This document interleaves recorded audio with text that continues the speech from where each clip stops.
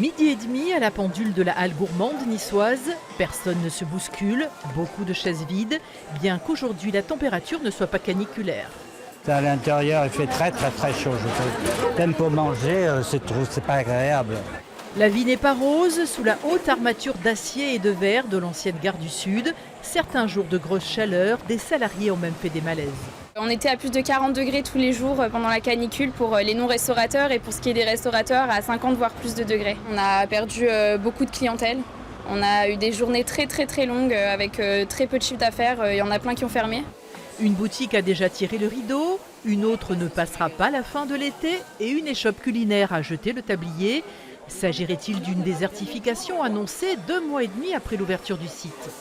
À terme, si rien n'est fait, remise en cause du modèle économique sur lequel le projet a été construit. Parce que si le chiffre d'affaires baisse, c'est le cas, entre 40 et 60% selon les échoppes, eh bien derrière, les loyers, eux, ne baissent pas. La municipalité, propriétaire des lieux, a sommé Urban Renaissance, le gestionnaire, de faire le nécessaire. Nous avons demandé début juillet, après le premier épisode de canicule, à l'exploitant de renforcer la climatisation. Donc 20 gros blocs de clim ont été livrés en début de semaine et sont en train d'être installés de façon à ce qu'on puisse réfrigérer de manière plus importante la halle. Ce sera insuffisant, comme les ventilateurs posés à la hâte. Contacté, l'exploitant a fait savoir que fin septembre, une étude géothermique rendrait ses résultats.